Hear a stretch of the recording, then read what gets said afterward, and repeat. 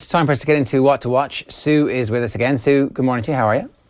Morning. How are you? Yeah, good. There's a lot of stuff here that I haven't heard of or seen. So is it all Oscar themed? Is that the plan this week? Yeah, except for Mare of Easttown. We're so lucky this year that we have access to all of the Oscar, well, a lot of the Oscar stuff before the Oscars. Usually it's a struggle to see some of these. They might not even have been released in Ireland, but they're just generally available, which is an absolute luxury. So mainly Oscar grim stuff, but also TV grim stuff. Mare of Easttown is the one that was like my main pick for this week. I'm not sure if you've seen this yet. It was out in Sky Atlantic on Sunday night. It's Kate Winslet, 7 episodes, and everyone is raving about this. I found it really, really, really grim. Like, the first episode is an introduction to her. Basically, it's a scene setter. It's just an introduction to her character and getting to know her. She's a detective. Her marriage has failed. She doesn't have the best relationship with her kids and her mother. She just seems a bit lost. Like, I don't think I remember her cracking a smile in the entire episode. Like, it is grim. And what I found about it as well, I think there's a lot of these shows at the moment that are like, the detective that's hard done by, that's gone back to a case and it's an unsolved mystery and we've seen it. Like, that's the issue. But she is very good. So not to give too much away, but there is an unsolved murder in the first episode, and then there's another murder by the end of the first episode that's very similar. So she's gone to investigate that under pressure from the town and from her boss. It's a good scene setter. I haven't got into it, but I'm like, the reviews for this, I don't know if you noticed on Rotten Tomatoes, whenever something like this comes out, it usually starts like middle of the road and then it goes up or down depending on how many episodes people have watched. But this has just been like everywhere reviewed really, really well. So I'm looking forward to the rest of it. So Mare of Easttown, is that what it's called? That's it is. Her name is Mare, M-A-R-E. I don't know if it's short for something, but she's Mare, yeah. And Kate Winslet? Yes. Right. Many? Seven episodes. I'm just repeating everything you said there. It's like and who's she again? What's that character? Can you turn it up a little bit? Would that be possible? Is it good? You're saying it's misery. Like, I mean, misery good, misery bad, misery Misery good. Okay. Misery good. I just think the problem I have at the moment is everything I'm watching is misery, because once you get to Oscar season, there's nothing that's like lighthearted. Everything is misery. So once you go from I went from Promising a Woman, Sound of Metal to this, I was like, oh my God, there's just no hope for anything. So, yeah. Okay, 7 parts on Sky Atlantic, and so you need Sky to get it, or Now TV, obviously. Now, yeah. I know it's not called Now TV anymore, but it's going to take us a little while. As I said, new stuff confuses us. What other Oscar stuff is knocking around at the moment? So Promising a Woman is gone on to now. Now, this was kind of released about 2 or 3 months ago, so it would have been available if you were paying for it in platforms, but the fact that it's on now, I think it's going to, a lot more people have access to it. This is my favourite film from this year. I think it is brilliant. It is such a good thriller. You're introduced to Carey Mulligan, and you learn that she's a former med student, very talented, but something traumatic has happened in her past. You're not quite sure what happened. You kind of get a bit of an idea that there's something to do with her sister or a friend, and there's something going on in the background. And every week she goes to a club, she pretends she's really drunk, and then a guy comes up, brings her home, and when it starts to go wrong, she goes, oh, and then completely pulls the drunk thing away and is like, I was completely sober. What do you think you're doing? And it is, every time she does it, you're like, oh, and like, these guys are like, I'm a good guy. I wasn't going to do anything. And she's like, oh, right, well, do you want to sleep with me now? And he's like, no. So it's a real commentary on a lot of the stuff that's been going around for the last couple of years. It's very in your face. There's some of it that I think a lot of people will find very questionable in what she does. But she's really trying to kind of just, I don't know, kind of bring everything to the front for her, just to basically deal with everything that's happening in her life. And this is the way she's dealing with it. But she is a promising woman. You know that she's had a massive trauma and that she has so much potential. So it's very sad in places. Carey Mulligan is excellent, excellent, because she has to dress up as a different character every time she goes into a pub to pick up a guy. And it's hard going, really hard going, but the end is spectacular. It's just it's the best thing I've seen this year, definitely. Yeah. It's like, and there is a moment midway through where you're like, this thing's meandering and this is quite average, actually. Like, while the plot points that you point out there kind of are front-loaded, and then it's kind of like, oh, we've got this happy ending. This basically just turns into a rom-com, and you're like, meh. And then all of a sudden the whole thing just turns on its head about midway through, and it's phenomenal once it makes that gear shift. Like, I'm not sure, is this going down as a strong year at the Oscars? Like, I kind of midway through, I've got an awful habit of like making judgments about things halfway through it rather than afterwards, and halfway through it I was like, if this is getting nominated for an Oscar, it's a poor year. Then again, it completely changed my mind come the ending, and it was really, really good. But at the same time, like, if this is this him with a shout of winning the big awards, and if so, is it up there with some of the previous winners?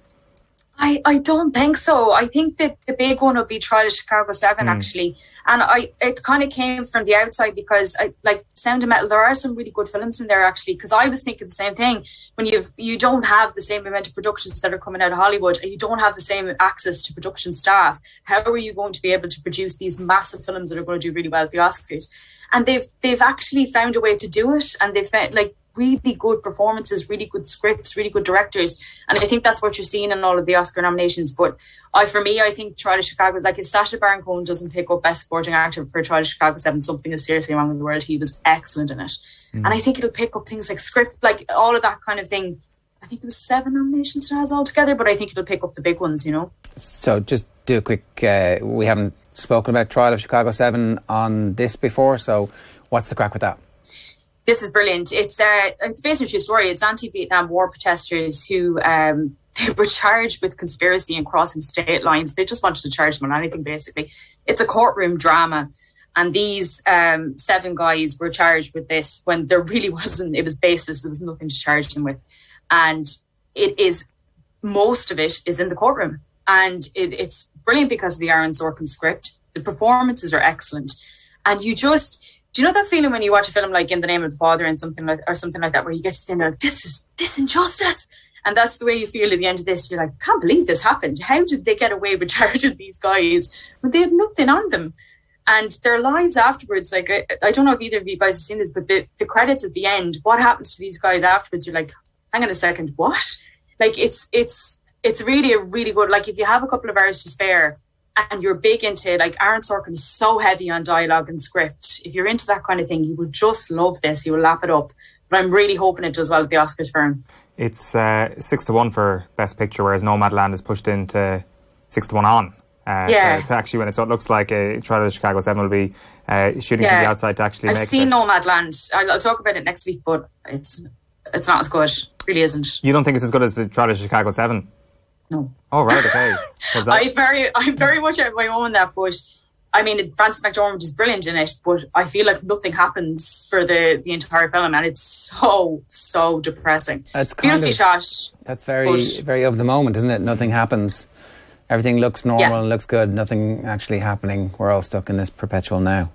Yeah, and that's exactly what it is. And it's just her in her RV doing the same thing year in, year out, and just living her life on the road with all of these people around her going, why are you doing this? Why don't you just live in a house like everyone else? And she just can't do it. I found it really hard going and a bit depressing. Whereas I felt like the Trial of Chicago 7, you were fired up at the end of it. Whereas Nomadland, you were just like, oh my God, I don't know. I could never watch that again. Sound of Metal. What is Sound of Metal? This is so good. This went on to Amazon Prime on the April 12th. And Amazon Prime have actually got some really good stuff at the moment. Riz Ahmed plays a heavy metal drummer.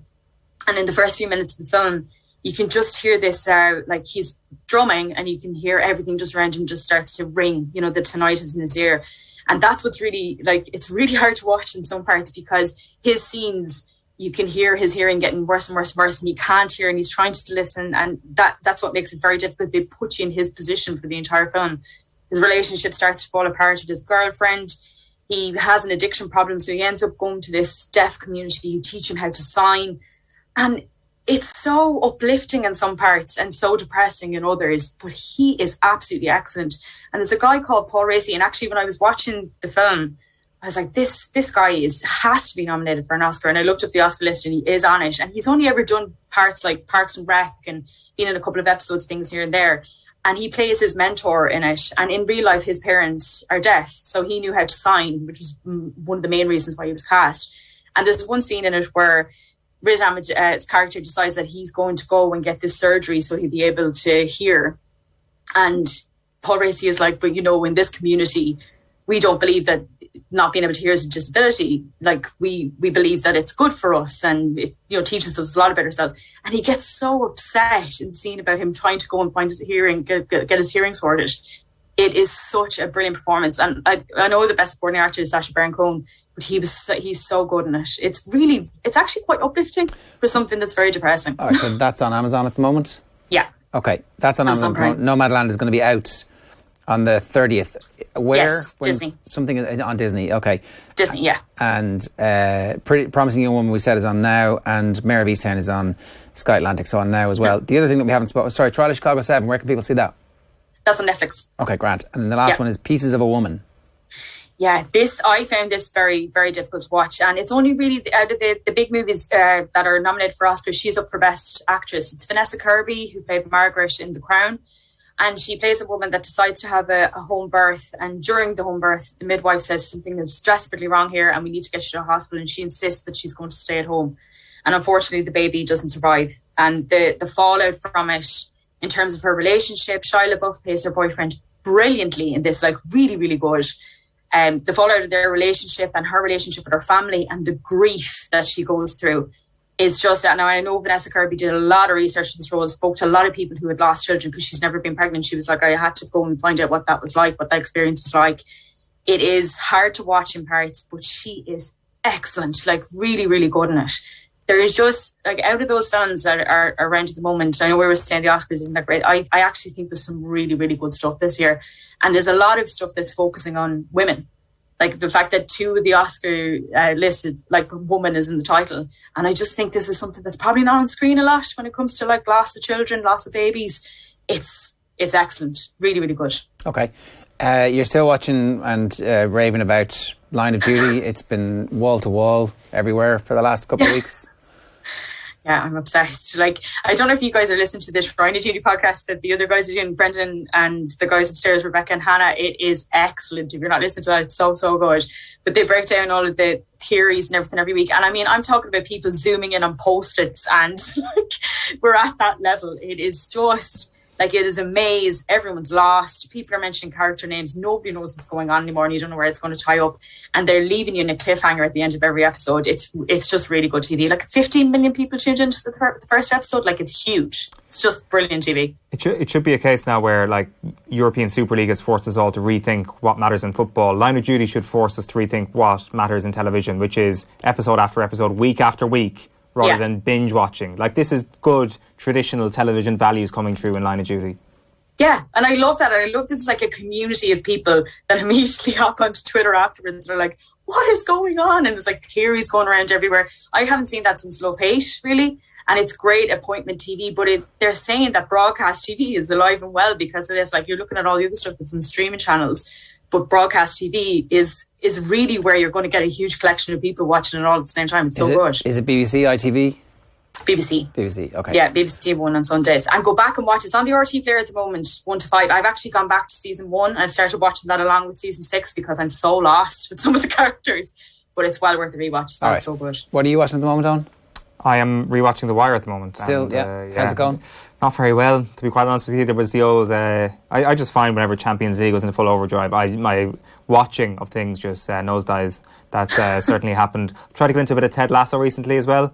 I'm starting to warm to him a little bit. At the start, I was like, not for me. This isn't great. But I know it's been renewed for a second season this week, and it's coming out this summer, I think, Sue, isn't it? So I went back and watched a bit of it last night, actually, and I'm warming to him. I think it takes a few episodes to kind of warm up to what the television show is trying to be, because it's not trying to be a laugh-out-loud funny comedy, even though it is kind of funny. Which is a great endorsement for a comedy, isn't it? It's kind of funny. Go watch it. Right. Sue, that is this week's What to Watch. Good stuff. Thanks a million. No worries.